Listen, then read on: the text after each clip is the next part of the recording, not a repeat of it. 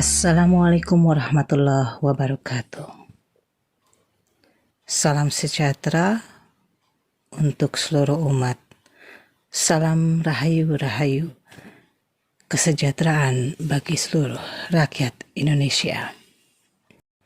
Saya Ratu Sarinah Winda Fitriana Soekarno, senantiasa berdoa agar Allah meridhoi langkah kita semua, meridhoi segala amal ibadah kita, dan semoga kesehatan, kekuatan, ketabahan, kesabaran, keikhlasan menyertai hati-hati kita semua dalam menjalankan amanah kehidupan, amanah Nusantara, amanah leluhur, amanah para nabi, amanah para rasul, dan amanah dari Allah Subhanahu wa Ta'ala. Kita tetap bersatu, padu, membangun kepercayaan diri, membangun kekuatan untuk diri kita dan lingkungan kita, masyarakat kita, dan negara kita, bahkan seluruh dunia. Semoga dulur semua sehat walafiat. Yang penting itu. Kalau tidak ada sehat, kita tidak bisa berbuat apa-apa. Oke, kita lanjut. Sambil menunggu kalian screenshot atau lihat scan dari buku ini, saya tunggu dulu.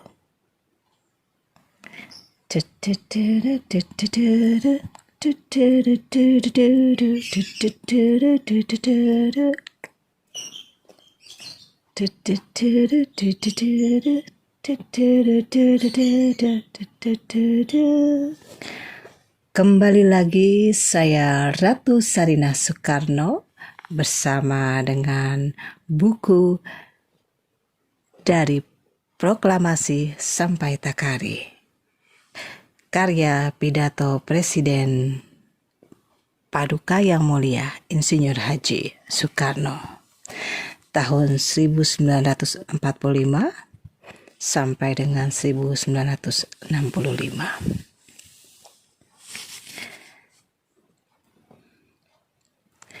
Kali ini saya memberikan beberapa scan dari pendahulu, kata pengantar dan kata pendahuluan yang sebelumnya di video YouTube seri episode pertama dari Proklamasi Sampai Takari. Sambil dulur semua menyimak atau menyimpan atau screenshot dari scanner buku kata pengantar dan kata pendahuluan dari buku ini, saya sedikit ingin memberikan pencerahan-pencerahan yang mungkin bisa menjadi secerah sinar matahari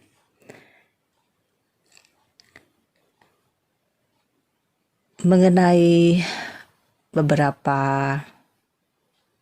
hal yang kita ketahui tentang apa yang menjadi idealisme atau sistem yang telah dicanangkan oleh Insinyur Soekarno. Beliau adalah seorang teknokrat, juga orang yang kita kenal sebagai politikus dengan demokrasi terpimpinnya, nasionalisme, dan yang berjiwa patriotis. Beliau, Insinyur Soekarno, memang unik, satu dan hanya satu di antara sekian banyak pemimpin yang memiliki kepribadian yang unik. Beliau, Insinyur Soekarno, pernah menyampaikan beberapa hal tentang akan muncul dan hadirnya Ratu Adil yang diimpi-impikan. Hampir setiap periode kepemimpinan di Indonesia selalu mengharapkan dan mengeluk-elukkan yang kedatangan Ratu Adil. Namun keadilan itu akan datang, atau Ratu Adil itu akan datang seiring dengan kesadaran dari masyarakat akan keinginan, kebutuhan, kemauan untuk maju, sejahtera, makmur. Datangnya Ratu Adil mungkin kelak bersamaan dengan kesadaran masyarakat akan cita-cita untuk bersama-sama menjadikan masyarakat dan Indonesia ini adil, makmur, dan sejahtera. Saya, Ratu Sarina Soekarno, berdasarkan historis dari saya sendiri adalah saya berdiri di antara 3 pemahaman, yaitu dari ibu saya, seorang Sarinah Inggit Ganarsih yang berlatar belakang monarki atau kerajaan.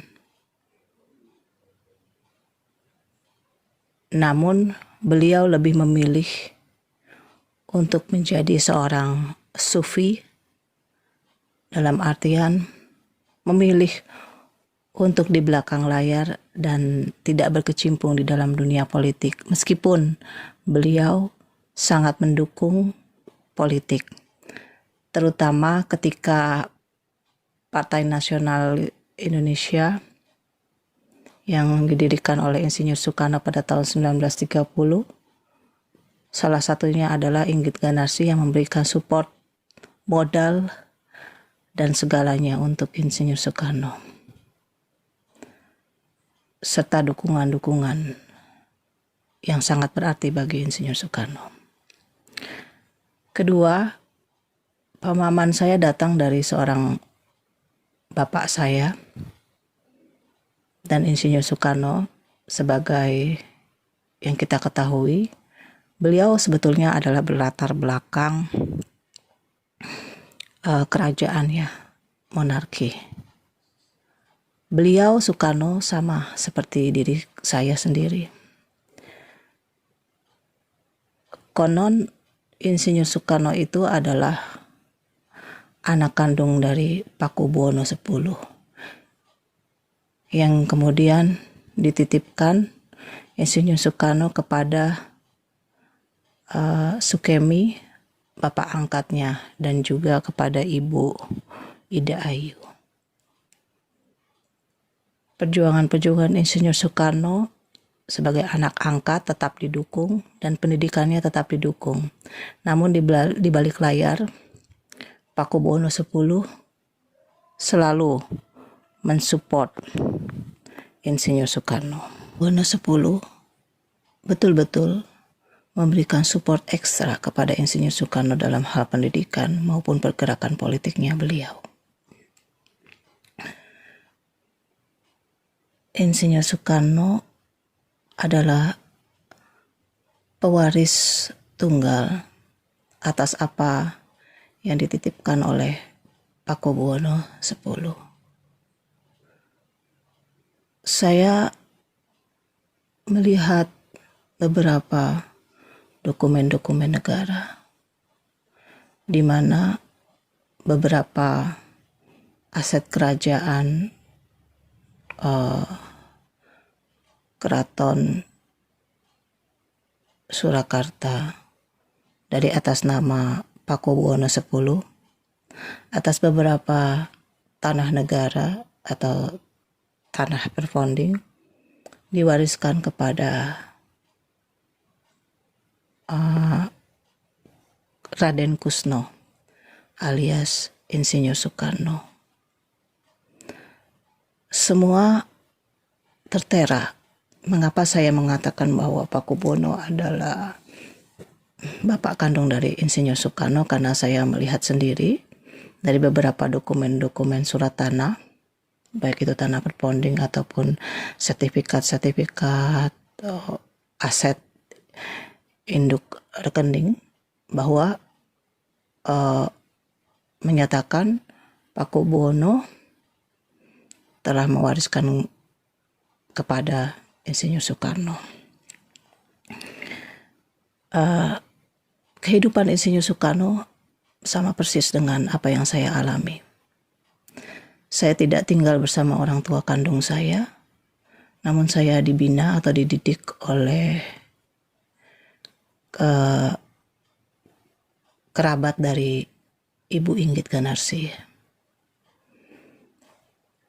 Saya dididik, diasuh oleh keluarga atau orang tua angkat saya, dan juga oleh kakek saya, di mana saya memberitahukan bahwa kakek saya adalah seorang yang berlatar belakang Islam, dunia kearab-araban, orang Arab, dengan kakek saya adalah berlatar belakang Habib, Kiai Haji atau Syekh, entah apalah namanya. Tapi beliau memang terkenal sebagai pengajar agama dan dikenal sebagai seorang spiritualis, serta berlatar belakang kerajaan dari kerajaan Keraton Cirebon.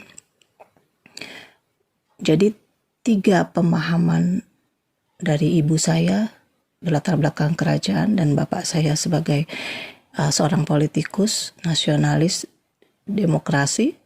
Beliau juga seorang berlatar belakang kerajaan, dan kakek saya sebagai seorang ulama, habib, dan berlatar belakang kerajaan.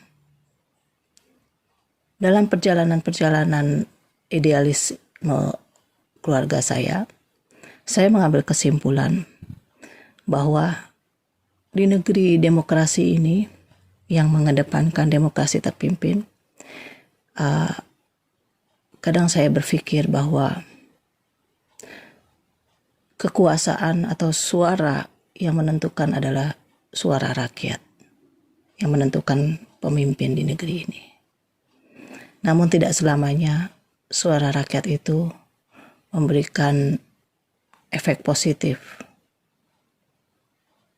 Kita lihat keadaan sekarang di mana tergoncangnya kedudukan pemimpin itu dari sikap-sikap demonstrasi anarkis demokrasi rakyat. Ada baik, ada positif, dan ada negatif. Namun ketika saya melihat keadaan di Indonesia, ini sangat-sangat memprihatinkan. Dari latar belakang saya, monarki, saya menyimpulkan beberapa hal. Kehidupan saya mirip seperti Insinyur Soekarno, yang mana saya diangkat atau diasuh oleh orang tua angkat saya. Namun, saya tidak pernah lepas dari keterikatan saya atas amanah-amanah dari Insinyur Soekarno. Saya tidak dapat memilih jalan hidup saya, karena saya sudah menjadi pilihan dari orang tua saya untuk meneruskan amanah-amanah Nusantara. Perjalanan-perjalanan kehidupan serta politik yang dilalui oleh bangsa, negeri, dan keluarga saya membuat saya berpikir bahwa ketika demokrasi terpimpin yang dicanangkan oleh Insinyur Soekarno beserta sahabat-sahabatnya beliau dan tokoh-tokoh yang lain, membuat saya berkesimpulan bahwa negeri ini perlu adanya suatu kekuasaan yang tunggal, di mana bisa kita katakan sebagai monokrasi atau monarki yang bisa mengawasi jalannya demokrasi terpimpin. Demokrasi terpimpin yang diawasi dan dikontrol oleh monokrasi atau monarki, maka akan saya katakan sebagai sistem baru, namanya demokrasi terbimbing. Jadi ketika demokrasi terpimpin ini berjalan, akan berada pada jalur garis besar haluan negara yang mana terkontrol oleh sistem monokrasi atau monarki. Demikian juga dengan monarki atau monokrasi ini akan terkontrol kekuasaannya dan kekuatannya oleh sistem demokrasi. Jadi alangkah tepatnya dan idealnya jika suatu saat nanti Indonesia memiliki dua kekuatan besar dalam sistem kepemimpinan mereka, di mana adanya monarki dengan sistem demokrasi terpimpin. Ya, bisa dikatakan sebagai mirip seperti sistem parlementer yang ada di kerajaan Inggris atau di Malaysia. Namun pemberian khusus idealnya dari saya adalah kekuatan monarki harus melebihi dari demokrasi terpimpin. Karena kedepannya ketika Allah, Tuhan yang Maha Kuasa, menginginkan negeri Indonesia baldatun thayyibatun wa ghafur gemah ripah loh jinawi, maka sistem monokrasi atau monarki ini berdasarkan wahyu dari Allah. Kepemimpinannya pun berdasarkan wahyu dari Allah, yang mana monokrasi atau monarki ini terkontrol oleh sistem demokrasi terpimpin. Idealnya seperti itu dari saya. Insya Allah Indonesia akan mercusuar dunia. Insya Allah Indonesia akan maju seperti dahulu kala. Namun kita lihat dari beberapa kisah kerajaan Majapahit dan Sriwijaya atau Singosari atau yang lain-lain. Sistem kerajaan yang beberapa wilayah ini akan membuat kita terpecah belah. Namun dengan sistem monokrasi atau monarki, di mana kerajaan tunggal satu untuk semua, akan lebih terkontrol. Ini kita kembalikan kepada ajaran leluhur, di mana kita harus mengetahui sejarah leluhur kita bahwa negara Indonesia ini berawal cikal bakalnya adalah dari sistem kerajaan. Dan itu tidak bisa kita lepaskan sampai kapanpun. Jiwa-jiwa bangsa Indonesia akan terus melekat dengan sistem kerajaan yang mana kita lihat ada positif dan negatifnya. Namun dengan seiring perubahan-perubahan zaman dan revolusi yang dilakukan oleh Insinyur Soekarno, Indonesia yang dahulunya sebagai bentuk kerajaan, kemudian bersatu berdasarkan kesepakatan bersama semua kerajaan untuk bersatu menjadi negara nasionalis demokrasi terpimpin. Itu pun dari Paduka Yang Mulia King of the King Insinyur Soekarno, raja di raja kita, yang memberikan usulan supaya setiap kerajaan bersatu agar tidak terpecah belah oleh penjajah. Seiring berjalannya demokrasi terpimpin ini, sistem yang telah dibuat sungguh baik. Namun dalam pelaksanaannya, bangsa kita belum siap. Belum siap dengan suatu keabadian. Belum siap dengan kepemimpinan yang berlandaskan wahyu Tuhan, Allah. Kita tidak berpikir untuk ke arah khalifah, namun kita berpikir ke arah kepemimpinan yang rahmatan lil alamin, di mana di situ kekuatan atau suara rakyat bukan yang tertinggi, namun wahyu atau takdir dari Allah Subhanahu wa Ta'ala yang tertinggi. Semoga apa yang kita cita-citakan menuju Indonesia Gemari Pahlawan Jinawi, aman, damai, tentram, sejahtera akan tercapai. Mungkin kita perlu suatu perubahan. Perubahan-perubahan yang baik untuk kita semua.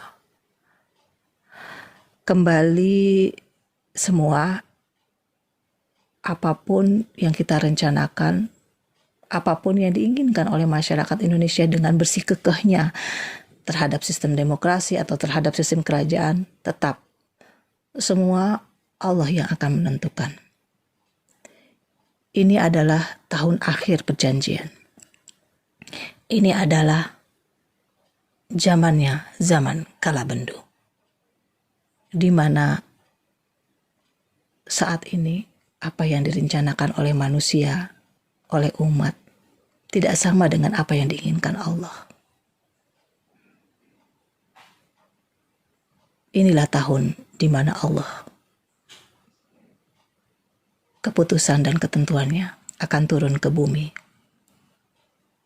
untuk kepentingan umat, untuk kepentingan hambanya. Jadi kita saat ini menjalankan tahun atau zaman Kalabendu dengan semangat atau giroh atas cahaya di atas cahaya, yaitu Allah Subhanahu wa Ta'ala, sumber dari segala cahaya. Sang Hyang Nur Cahya, Allah yang Maha Kuasa. Saat ini adalah kekuasaannya Allah. Apapun yang kita inginkan dan kita rencanakan atas demokrasi, atas kepemimpinan di negeri ini, semua dan yang akan menentukan Allah Subhanahu wa Ta'ala. Meskipun kita sudah berusaha untuk melakukan pemilu atau melakukan sistem-sistem yang lain, namun ini tahunnya tahun Allah, Tuhan yang berbicara. Oke, kita nantikan apa yang akan terjadi ke depan. Saya banyak mengetahui beberapa hal yang akan terjadi ke depan. Namun saya bukan seorang peramal, saya bukan seorang penerawang. Saya tetap menjaga etika saya kepada Allah Subhanahu wa Ta'ala atas apa yang saya lihat ke depan, masa depan bagi rakyat Indonesia dan bangsa Indonesia. Indonesia sebagai pemilik tunggal, induk aset dunia. Dan bisa jadi di situ di dalamnya ada peran aktif dari Insinyur Soekarno dan saya sebagai keturunan dan pewaris. Walaupun dikatakan oleh Insinyur Soekarno bahwa aset induk dunia ini tidak mungkin diturunkan kepada ahli warisnya. Namun secara administratif saya bukan ahli waris karena saya telah diangkat sebagai anak oleh orang tua angkat saya, bukan oleh Soekarno. Nasib saya sama persis dengan Insinyur Soekarno yang hidup dan diasuh oleh orang tua angkat. Jadi begitulah historis dari sistem kerajaan dan warisan leluhur turun-temurun mengenai aset induk dunia. Saya berpikir banyak hal bahwa apapun yang akan kita hadapi ke depan, tetap kita jangan melupakan sejarah. Jas merah. Jangan sekali-sekali melupakan sejarah. Oleh karena itu, saya akan lanjutkan kepada dulur semua untuk kita bahas perihal buku dari Proklamasi Sampai Takari. Supaya kita bangsa Indonesia menjadi kuat. Apalagi di tengah konflik Rusia dan Ukraina mengenai G20 atau G20, bagaimana keputusan dan kebijakan dari Indonesia terhadap konflik yang terjadi di Ukraina dan Rusia. Saya menginginkan Indonesia harus tetap percaya diri, mandiri, berkuasa penuh atas kesejahteraan dan kemakmuran umat sedunia. Jadi apapun yang terjadi di luar sana, tetap Indonesia netral dan menjadi rahmatan lil alamin. Apapun yang terjadi, G20 tetap berjalan.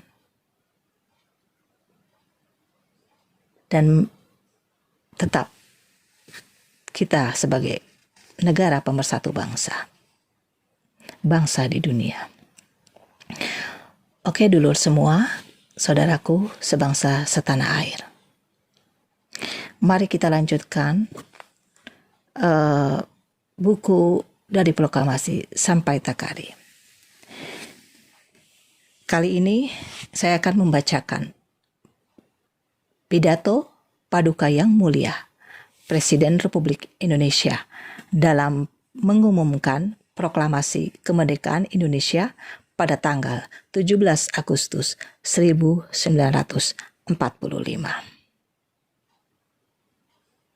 Mengapa di sini Presiden Soekarno dikatakan Paduka Yang Mulia? Karena diketahui oleh timnya saat itu bahwa Paduka Yang Mulia Insinyur Soekarno ini masih terah kerajaan. Itu jangan dilupakan ya. Karena sebagian besar 90% aset dunia di World Bank itu adalah milik dari aset kerajaan Nusantara. Tolong Indonesia untuk tidak menafikan itu. Tolong Indonesia untuk akui itu. Ya, jangan ditutup-tutupi lagi. Karena kita bangsa yang merdeka. Karena kita adalah tonggak awal peradaban dunia. Indonesia adalah mercusuarnya dunia. Oke, kita lanjutkan. Pidato Paduka Yang Mulia Presiden Republik Indonesia dalam mengumumkan Proklamasi Kemerdekaan Indonesia pada tanggal 17 Agustus 1945. Saudara-saudara sekalian, saya telah meminta saudara-saudara hadir di sini untuk menyaksikan satu peristiwa maha penting dalam sejarah kita. Berpuluh-puluh tahun kita bangsa Indonesia telah berjuang untuk kemerdekaan tanah air kita. Bahkan telah beratus-ratus tahun gelombangnya aksi kita untuk mencapai kemerdekaan kita itu. Ada naiknya dan ada turunnya. Tetapi jiwa kita tetap menuju ke arah cita-cita.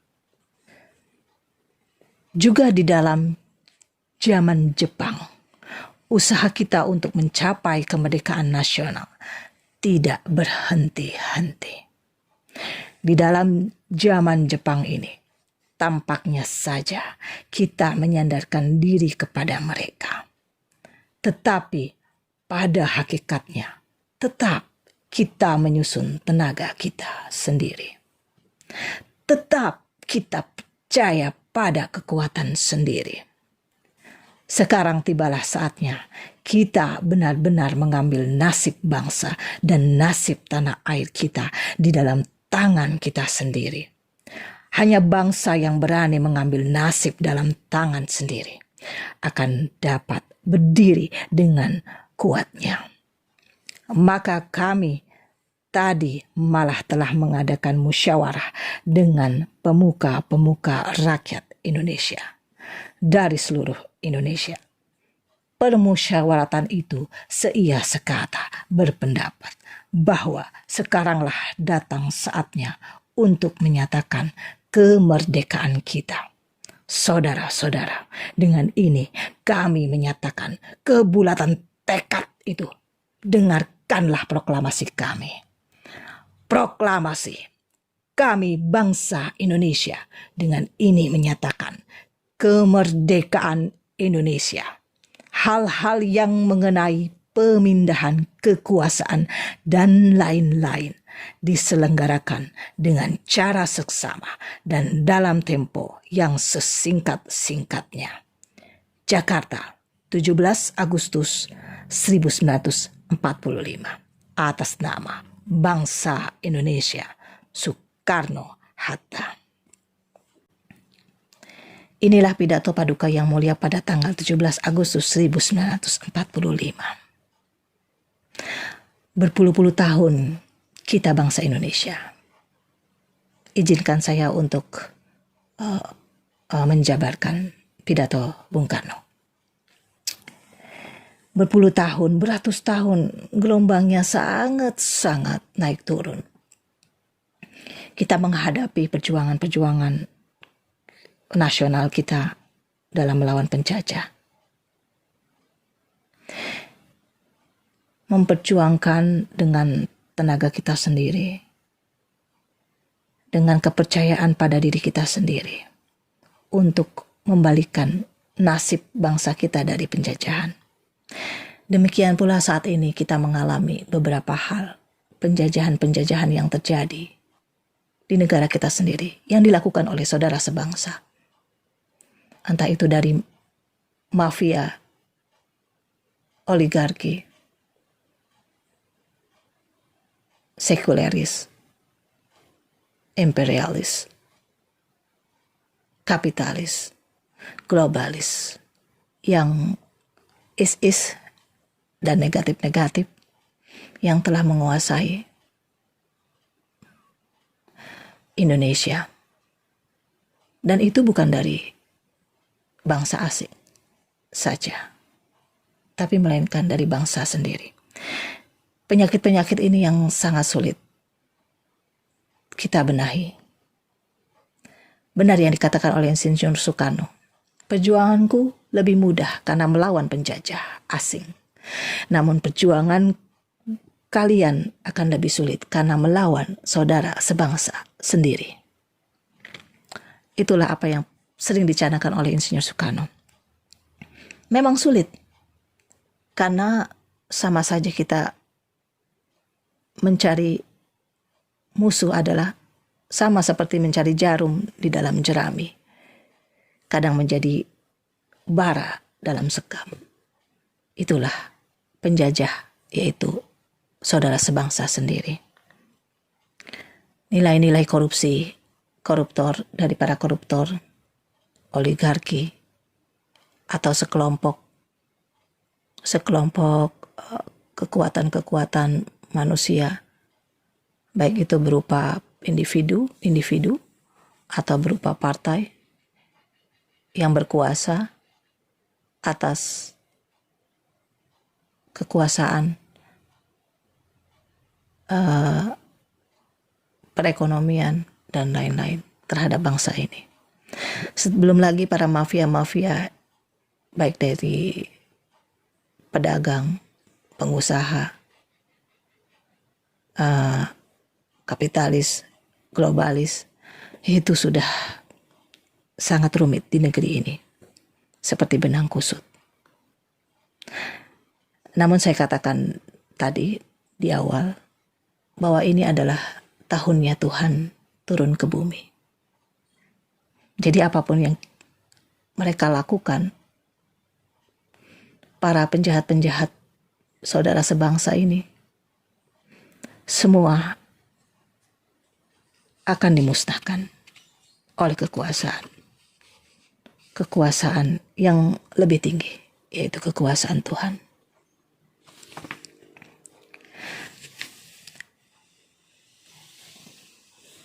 Kita lanjut pembacaan buku ini. Demikianlah saudara-saudara, kita sekarang telah merdeka. Tidak ada satu ikatan lagi yang mengikat tanah air kita dan bangsa kita.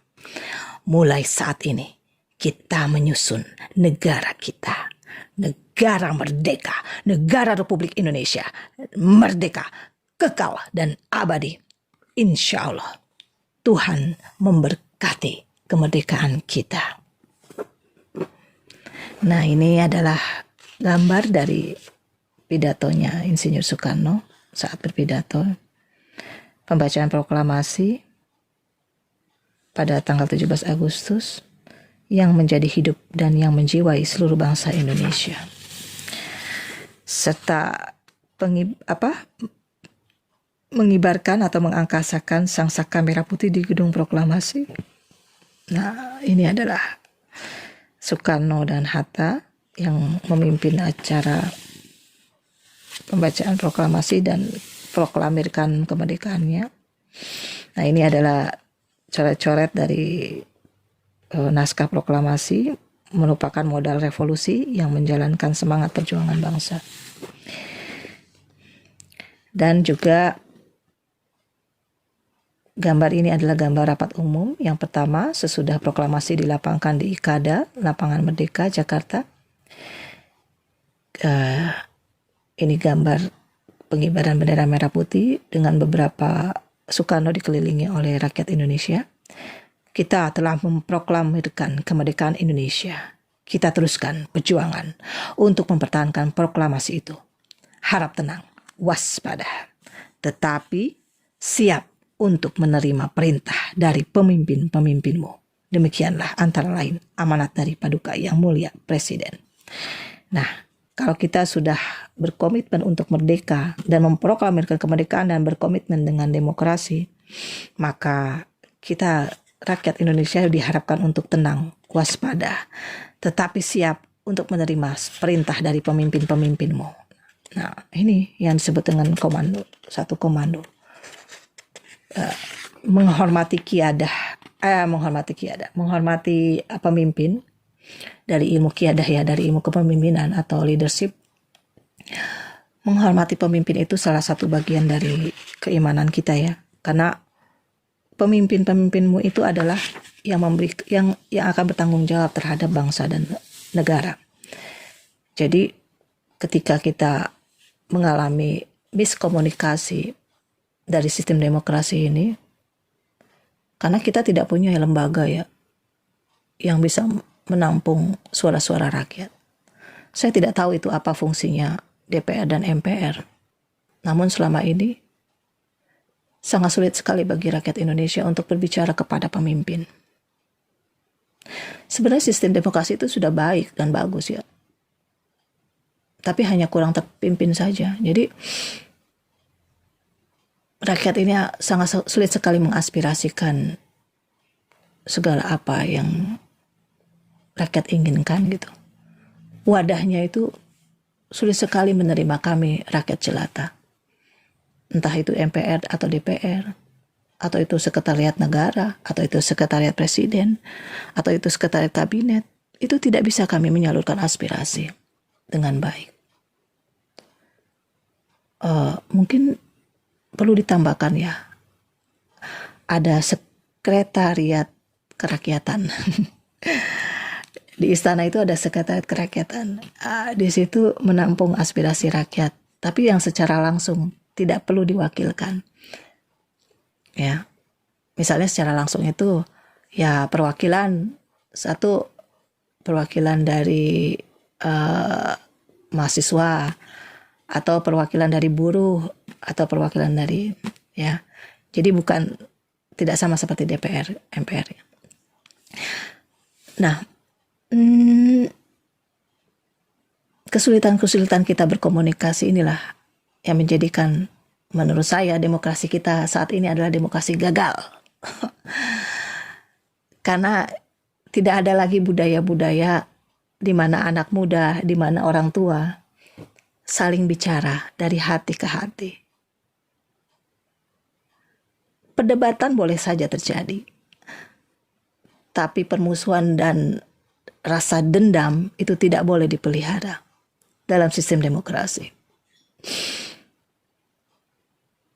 Budaya-budaya antara orang tua dan anak muda yang bermusyawarah dalam satu tempat, di mana di situ saling ngopi bareng, makan singkong, goreng atau pisang goreng, atau ditambah dengan aroma rokok kretek atau rokok-rokok kesukaan masing-masing, sambil berdiskusi tentang problematika yang terjadi di masyarakat. Nah, komunikasi-komunikasi ini sangat sulit sekali di negara demokrasi terpimpin seperti Indonesia. Makanya saking berputus asanya terhadap demokrasi dan musyawarah yang mufakat, maka banyak yang turun ke jalan atau demonstrasi karena aspirasi kita tidak terwakili, tidak didengar. Itulah yang menjadikan, belum lagi ditambah dengan para mafia oligarki yang menyulut demokrasi seolah menjadi demokrasi yang gagal. Banyak faktor yang menyebabkan kita melakukan demonstrasi atau anarkis. Ya karena itu, karena aspirasi kita tidak didengar, satu. Kedua, karena terlalu banyak kepentingan-kepentingan di dalamnya. Dari oligarki, mafia, kapitalis, dan lain sebagainya. Yang mengoyak-ngoyak, yang mengacaukan jalannya demokrasi di Indonesia. Jadi, itu masalah bersama. Mari dipecahkan bersama. Saya hanya menggulirkan atau menggelindingkan masalah saja. Oke, kita lanjut tentang pidato Paduka Yang Mulia Presiden Republik Indonesia dalam memperingati 1 tahun kemerdekaan Indonesia pada tanggal 17 Agustus 1946, Sabtu, jam 9.57 pagi di Kepresidenan Gedung Agung Yogyakarta. Nah, ini pidato kedua ya. Pidato tahun 1946. Pidatonya panjang ya. Saya akan memberikan scan-nya, kalian bisa membaca, dan saya hanya membaca bagian-bagian yang urgent saja, yang penting saja.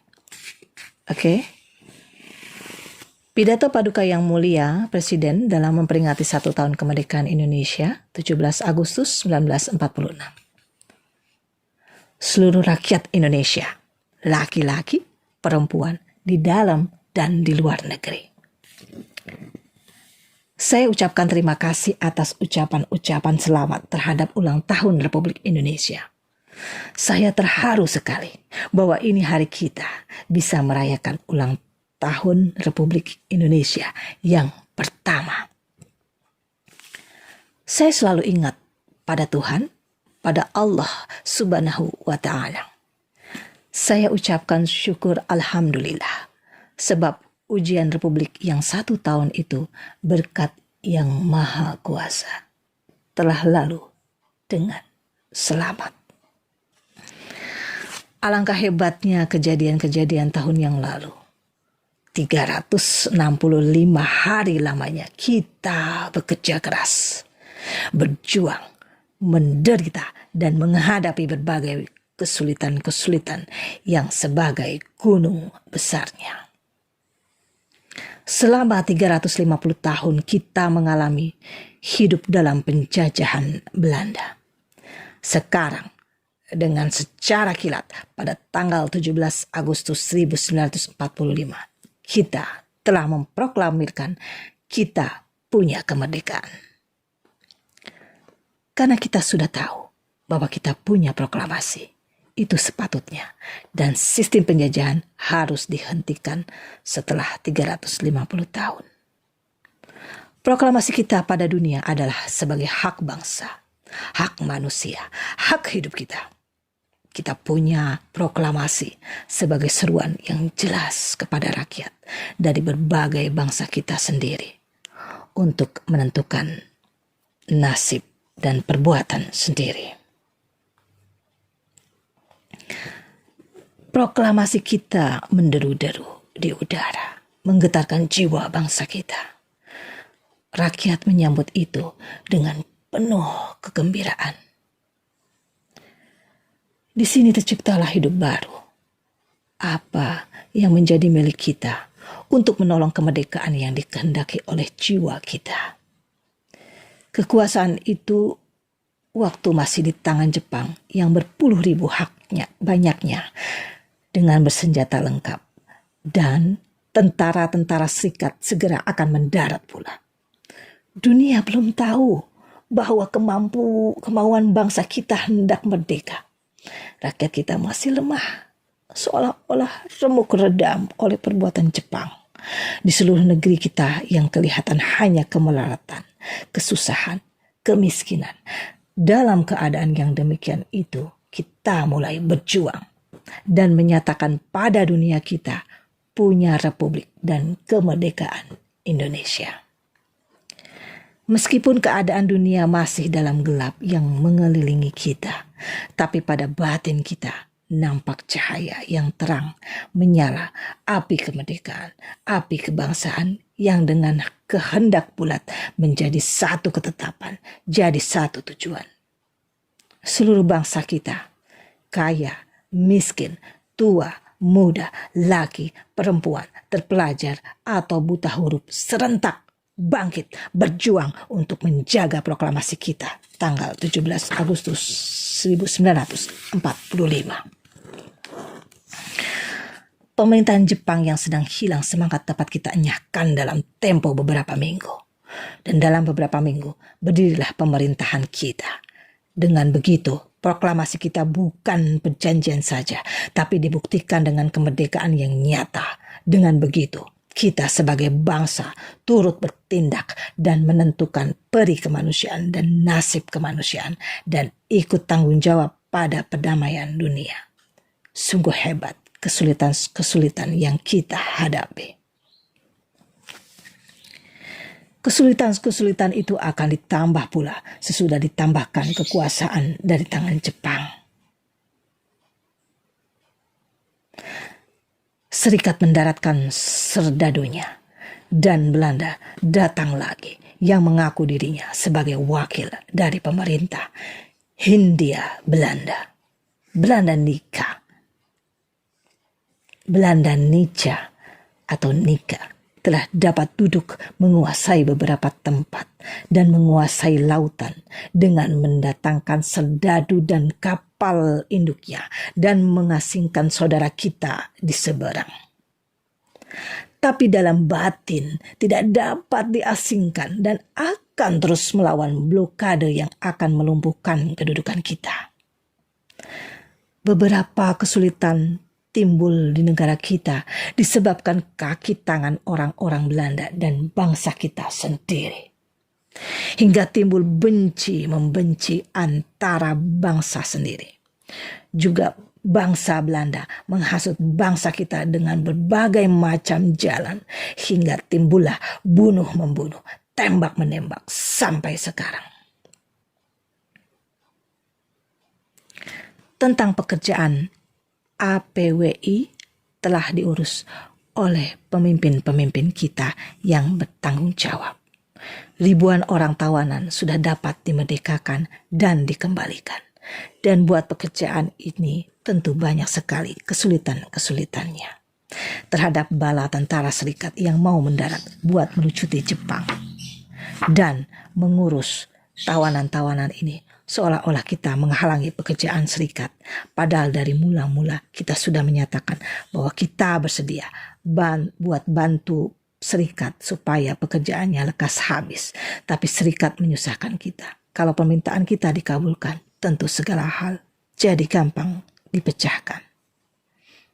Nah, ini pidato-pidatonya tentang dahulu bagaimana sejarah Indonesia ketika menghadapi Belanda dan Jepang dan ketika sudah melewati masa kemerdekaan Republik Indonesia.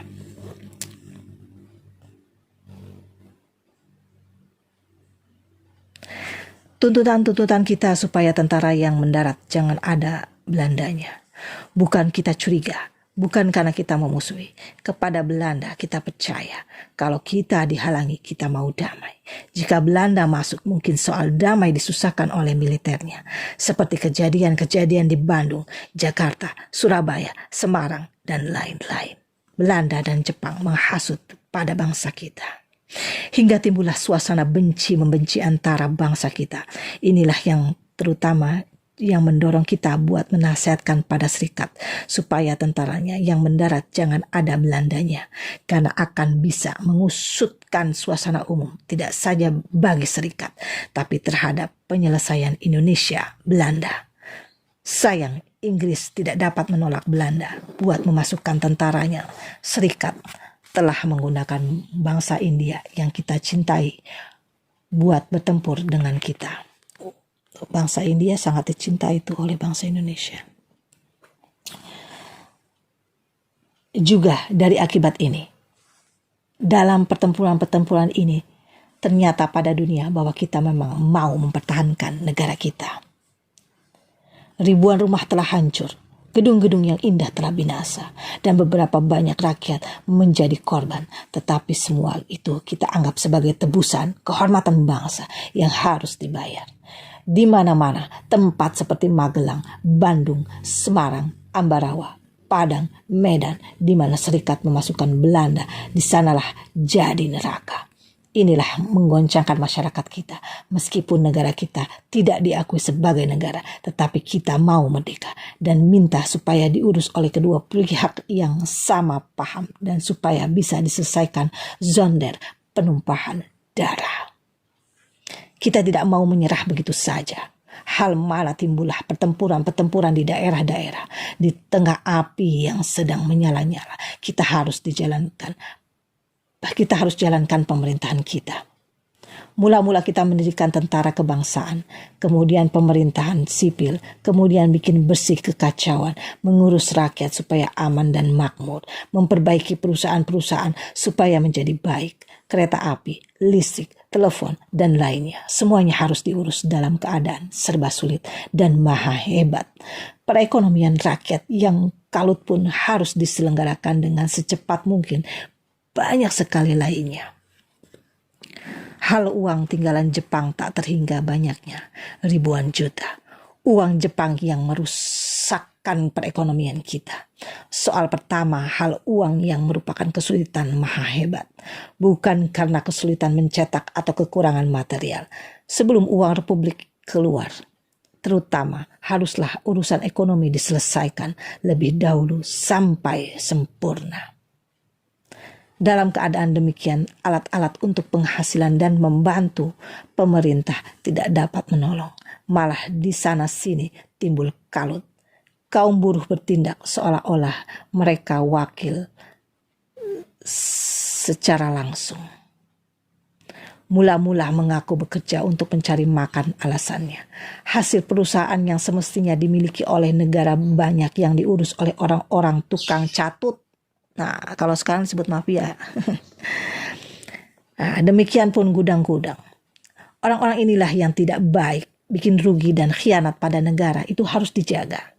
Nah, keadaannya sama nih dengan sekarang ya, di mana industri dan perdagangan yang mempengaruhi harga pasar ini harus diatur ya, supaya tidak bikin rugi dan tidak mengkhianati negara.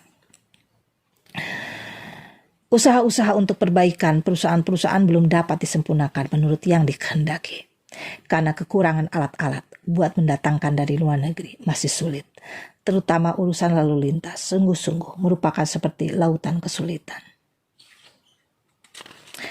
Keadaan kita saat ini ya, di tahun 2022 hampir mirip sebenarnya dengan tahun 1945. Cuman dulu kesulitan kita disebabkan karena kemerdekaan dari penjajahan. Namun sekarang kita diberi kesulitan dari perekonomian akibat dari perputaran keuangan atau ekonomi, atau disebabkan karena banyaknya pandemi, penyakit-penyakit.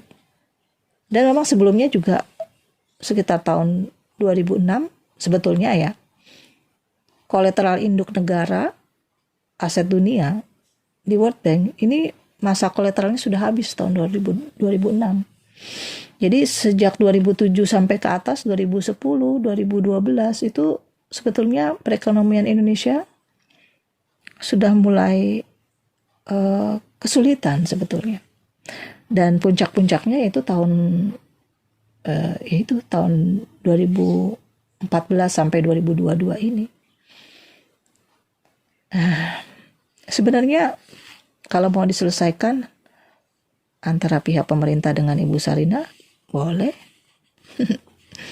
Saya tunggu itu. Supaya masalah perekonomian Indonesia bisa selesai. Bukan hanya Indonesia aja ya, tapi dunia. Karena saya tahu apa yang terjadi. Karena saya sangat tahu persis apa yang terjadi dengan perekonomian dan keuangan dunia. Kalau kita bisa selesaikan antara pemerintah dan negara-negara di dunia bersama dengan Ibu Sarinah yang terkait dengan World Bank atau Bank Dunia, ayo monggo. Saya siap 24 jam, siap siaga untuk Indonesia dan dunia.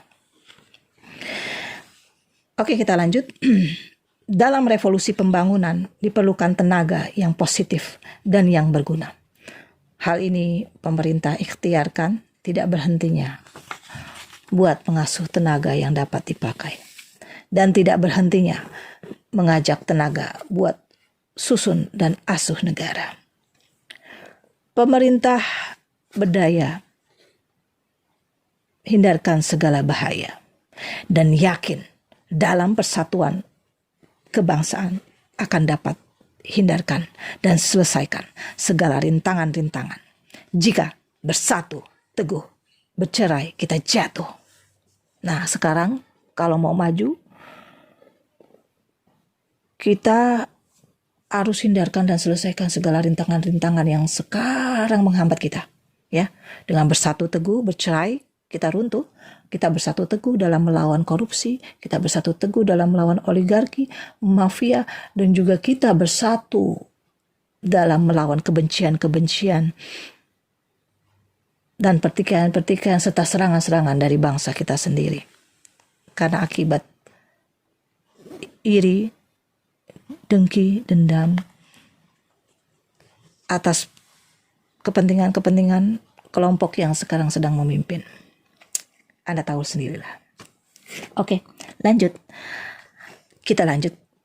Akan tetapi, dalam pada itu, pemerintah mesti kuat mempunyai kedudukan sebagai stable government, sebagai pucuk pimpinan negara.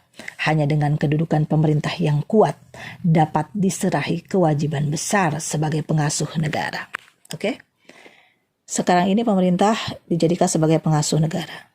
Bagaimana kalau pemerintah ini carut marut, kacau balau, akibat dari banyaknya kepentingan-kepentingan partai politik atau adanya keinginan-keinginan saling berkuasa atau saling ingin menguasai? Apakah sekarang pemerintah bisa jadi pengasuh negara?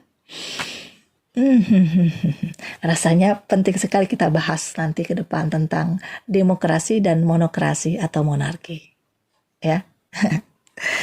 Oke, lanjut lagi. Pemerintah bukannya partai, bukannya golongan.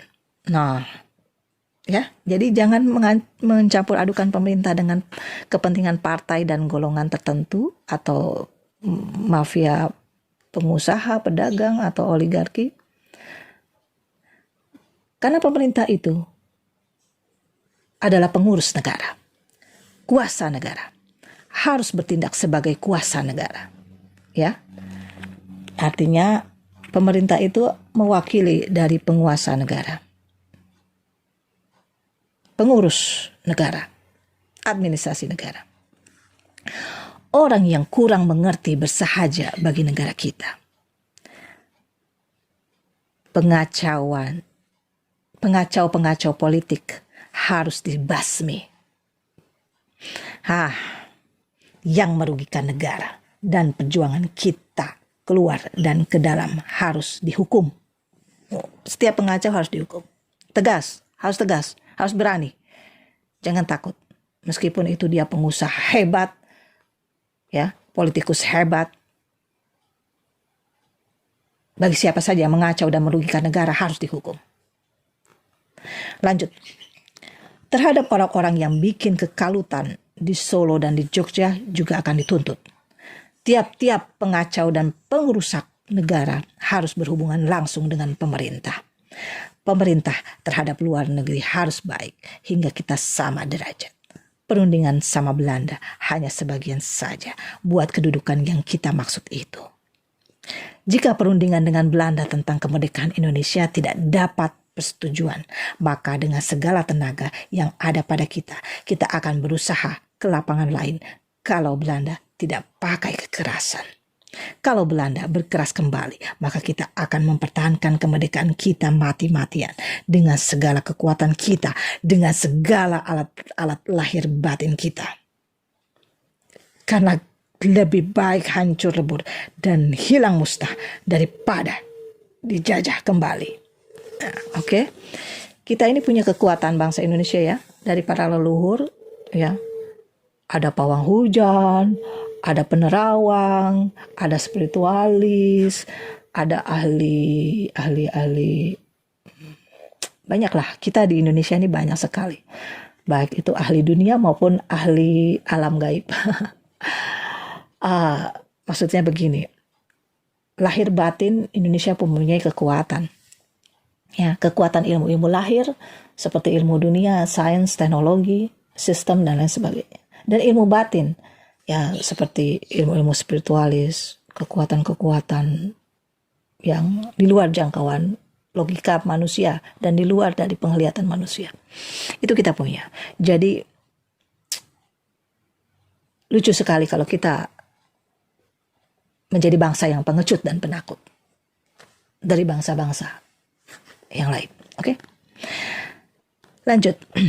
Terhadap negeri-negeri lain, terutama negeri tetangga kita tetap bersahabat. Segala soal yang timbul akan kita selenggarakan dengan baik. Pemerintahan-pemerintahan tetangga adalah sebagai lingkungan negeri Republik kita. Serikat yang kita tolong buat pekerjaan APWI, kita tidak mendapat terima kasih. Malah kapal Kangean yang memuat perempuan-perempuan dan anak-anak kecil di Selat Madura telah dibombardir hingga banyak yang menjadi korban karenanya. Pengangkutan beras kita buat India di Banyuwangi buat menolong bangsa India, kapalnya ditenggelamkan dan dihancurkan. Karena Belanda berbuat begitu, pengangkutan APWI terhalang dan tertunda buat sementara, bukannya diberhentikan. Di mana tempat-tempat yang diduduki serikat bangsa kita terjepit. Pengadilan di Jakarta, kepunyaan Republik kita, ditutup. Rakyat kita dihukum menurut hukum Belanda. Hukum Belanda. Tetapi pemerintah kita tidak akan lalaikan pada bangsa kita. Hasil politik luar negeri telah berlangsung dengan baik, terbukti dengan pengiriman beras buat saudara-saudara kita di India. Ini ada satu langkah persahabatan kita di kemudian hari. Alangkah baiknya jika lain-lain bangsa dan negara yang bersahabat dengan kita lekas turut langkah kita terhadap India. Dunia tahu bahwa bangsa kita bukannya bangsa yang serakah. Tiap-tiap bangsa mempunyai corak sendiri-sendiri dan kemauan-kemauan sendiri. Ada bangsa yang punya corak militaris, ada yang punya corak tukang membudikan. Tapi cobalah buka sejarah bangsa kita. Di dalam sejarah bangsa yang ribuan tahun belum pernah berbuat sebagai penjajah bangsa lain. Sebaliknya, kekayaan kita bagi-bagikan pada bangsa lain. Corak bangsa Indonesia tidak berubah dari dulu-dulu, seperti aliran-aliran yang tidak akan mengalir dari bawah ke atas. Nah, ya ini seringnya emang sudah jadi sifatnya bangsa Indonesia ya, suka membagi-bagikan asetnya. Kalau kita bilang sekarang ekspor barang-barang yang tidak kita periksa dan kita tidak filter terlebih dahulu. Kekayaan kita yang digunakan oleh dunia, kita sediakan juga buat gunanya negeri Belanda dan keperluan bangsa kita. Kita masih bersedia buat damai yang diperlukan oleh peri kemanusiaan kalau kita tidak diancam dari luar dan dari dalam. Sahabat-sahabat kita di dunia banyak mengetahui jika dipandang dengan adil dan yakin bahwa maksud-maksud kita itu baik buat kebaikannya bangsa-bangsa di dunia.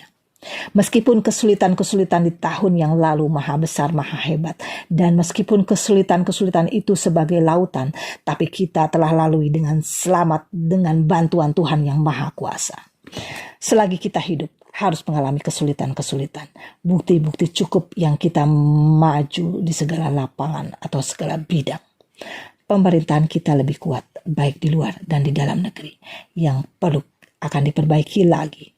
Pertukaran bahan beras dengan India. Barang-barang yang kita akan terima sebagai tukarannya akan digunakan buat perbaikan masyarakat bangsa kita. Juga pimpinan negara akan diperbaiki terus. Untuk meningkatkan saat itu, untuk memperbaiki kerusakan yang ada di negara akibat penjajahan, Indonesia waktu itu zaman dahulu menjual beras, mengekspor beras ke India, ya. Dan uangnya dipakai untuk pembangunan NKRI. Kalau Belanda mau mengadakan gerakan militer di negara ini, insya Allah kita harus maju. Bagaimana beratnya sekalipun harus kita lalui. Kepada tentara harus menjaga supaya tiap-tiap percobaan Belanda yang mau mengacaukan negara kita harus dilawan dengan segala alat yang ada pada kita. Kita mencintai perdamaian dan mencintai kemerdekaan. Kita memelihara perdamaian. Kita berani terhadap perkosaan yang akan merusak bangsa dan Republik Indonesia. Kalau Republik kita akan dihancurkan, maka perdamaian akan hancur, demokrasi hancur, pengadilan dunia hancur, moral manusia hancur, dan gantinya akan datang kekacauan terus-menerus dalam dunia. Nah, jadi jangan sekali-sekali menghancurkan Indonesia. Sekali kalian menghancurkan Indonesia, maka sama saja kalian menghancurkan pengadilan dunia, menghancurkan demokrasi, menghancurkan perdamaian, menghancurkan moral manusia, dan menghancurkan terus-menerus akan terjadi kekacauan di dalam dunia. Itu. Jadi Indonesia dari dulu memang disebut sebagai mercusuar dunia. Kita mendirikan republik karena kita cinta demokrasi untuk kebaikan sendiri dan untuk kebaikan dunia. Kita tahu bahwa soal Indonesia sama pentingnya dengan soal perdamaian dunia dan menarik perhatian seluruh dunia. Kita ingin ikut serta dalam usaha perdamaian dunia dan membereskan dunia. Dari itu, kita berseru pada bangsa-bangsa yang mencintai demokrasi dan mempunyai tanggung jawab dalam perdamaian dunia supaya Republik Indonesia lekaslah diakui. Kita cinta perdamaian, tapi kalau kita diperkosa oleh Belanda, kita akan melawan. Sebab Tuhan yang Maha Kuasa dan Maha Adil adalah jenderal kita, rakyat seluruh Indonesia. Pada hari ulang tahun ini kita menundukkan kepala, ingat pada Tuhan, dan pada korban-korban yang gugur dalam perjuangan. Saya ucapkan banyak terima kasih kepada pemerintah bahwa semua orang dan golongan baik yang di dalam maupun yang di luar negeri yang telah mengasih bantuan apapun juga pada perjuangan kita. 1 tahun merdeka, marilah kita berjalan terus dan berbesar hati. Banyak orang mendirikan republik, banyak gagal. Ada yang baru berumur beberapa minggu, beberapa bulan saja. Tapi Republik Indonesia bisa berdiri 1 tahun. Ini ada beda besar. Marilah kita berjalan terus, insya Allah. Kalau bisa 1 tahun, 2 tahun, 3 tahun, 30 tahun, 300 tahun, dan seterusnya. Seterusnya sampai pada akhir zaman Indonesia harus merdeka. Lebih baik mati berkalang tanah, lebih baik mati berkalang tanah daripada hidup bercermin bangkai. Nah loh. Kita jaga, asal pekerjaan kita akan membawa untuk kebaikan-kebaikan lain bangsa. Asal persatuan nasional kita dijaga, maka Republik tidak akan tenggelam. Kita harus sabar ulet dalam perjuangan, harus tahan menderita, jangan kurang rajin. Kita memproklamirkan negara ada gampang, tapi mempertahankan negara, memiliki negara lebih sukar lagi. Hanya rakyat yang mempunyai rasa penuh tanggung jawab tadi, tidak bosenan, itulah yang mendapat negara yang abadi. Barang siapa ingin mutiara, harus berani terjun di lautan yang dalam. Jangan lembek, mohon pada Tuhan, supaya bangsa Indonesia menjadi satu bangsa jaya di dunia, menjadi bangsa kuat dan tabah.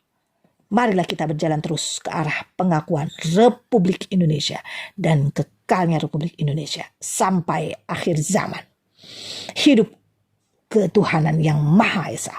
Hidup persaudaraan dunia. Hidup demokrasi. Hidup kesejahteraan sosial. Kepada Tuhan saya mohonkan taufik dan hidayat. Merdeka!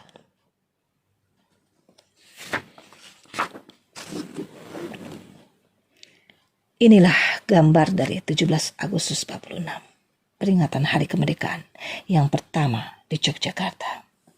Paduka Yang Mulia Presiden dengan khidmat memberi hormat kepada bendera pusaka yang setahun yang lalu di angkasa dikibarkan di Gedung Proklamasi Pegangsaan Timur 56, Jakarta. Jadi,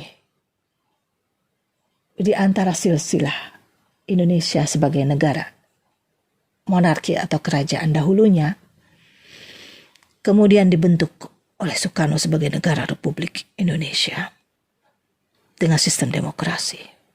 Demokrasi terpimpin. Tapi bukan berarti negara demokrasi mengesampingkan sistem kerajaan yang telah berlaku dari leluhur-leluhur sebelumnya. Karena apa yang terjadi di dunia ini adalah hasil karya dan hasil dari aset kerajaan Indonesia. Namun Soekarno mendirikan republik ini adalah dalam rangka menyatukan seluruh kerajaan di Indonesia maupun di dunia. Sebagai persatuan-persatuan nasional yang harus dijaga dan jangan sampai tenggelam. Kita ini kudu sabar, ulet dalam perjuangan. Seperti yang Ibu Sarina sering gaungkan untuk tim Yayasan Ratu Sarina Soekarno. Kita tetap harus sabar.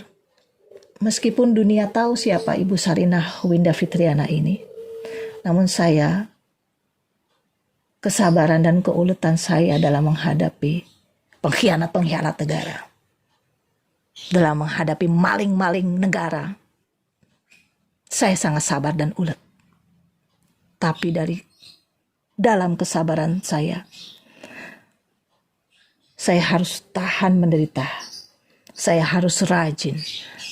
Saya harus terus bekerja meskipun di balik layar untuk membantu kepentingan rakyat Indonesia.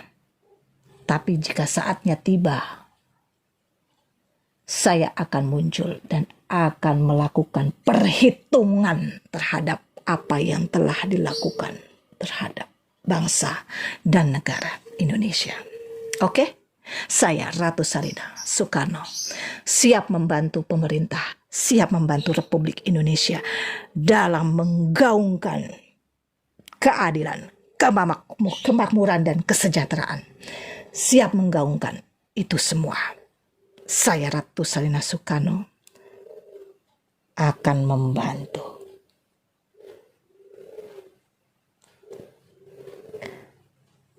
Dalam menuju Indonesia mercusuar dunia.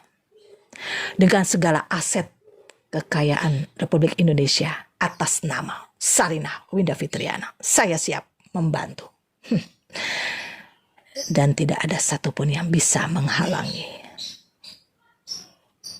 Tidak ada satupun yang bisa menghalangi Indonesia mercusuar dunia. Itulah dari saya Ratu Sarina Soekarno. Alhamdulillah kita sudah sampai ke penghujung. Belum dong. Baru sampai ke pidato yang kedua dari pidato Insinyur Soekarno. Kita akan banyak bahas tentang pidato ini dan kaitan-kaitannya dengan saat ini supaya kita terbangkit, terinspirasi bagaimana kita untuk maju di tengah kesulitan-kesulitan ekonomi kita, di tengah hutang-hutang negara, di tengah kenaikan-kenaikan harga. Kita mengalami banyak kemerosotan moral dan mental, serta kita mengalami krisis kepercayaan diri, krisis mandiri, dan lain sebagainya. Kita akan hadapi bersama dan kita akan bersatu.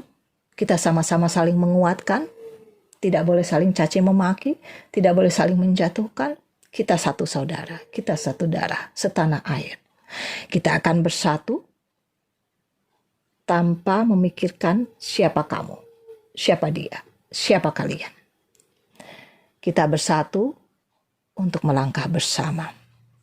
Dan tidak ada lagi pencitraan, tidak ada lagi aku adalah, kamu adalah. Identitasku tidak penting, yang penting adalah identitas dari Republik Indonesia, negara Indonesia mercusuar dunia. Terima kasih dari saya Ratu Sarina Soekarno. Semoga ke depan saya tetap bisa melanjutkan pidato Paduka Yang Mulia yang ketiga, tetap di Gedung Yogyakarta, Gedung Agung Yogyakarta. Episode selanjutnya akan saya lanjutkan tetap bersama saya Sarina. Dan semoga saudara sedulur semua sehat, sejahtera, bahagia, selamat. Dan juga bagi yang mudik, semoga bahagia. Sudah sekian lama tidak mudik dan akhirnya bertemu dengan keluarga di kampung halaman. Saya ucapkan selamat, bahagia, sejahtera. Semoga kesejahteraan, kekayaan, rezeki yang berlimpah akan tercurah kepada orang-orang yang bersilaturahmi, yang saling membantu, saling berkasih sayang. Oke, dari saya Ratu Sarina Soekarno, semoga Allah senantiasa, Allah Subhanahu wa Ta'ala, Tuhan Yang Maha Esa, meridhoi langkah kita dalam mewujudkan Indonesia berkeadilan, makmur, dan sejahtera. Amin, amin ya robbal alamin. Saya mengucapkan itu saja. Selamat bagi kalian yang mampu berbenah diri dan berevolusi. Salam sejahtera. Salam rahayu, rahayu. Merdeka. Wassalamualaikum warahmatullahi wabarakatuh. Sampai jumpa lagi dari saya, Ratu Sarina Soekarno.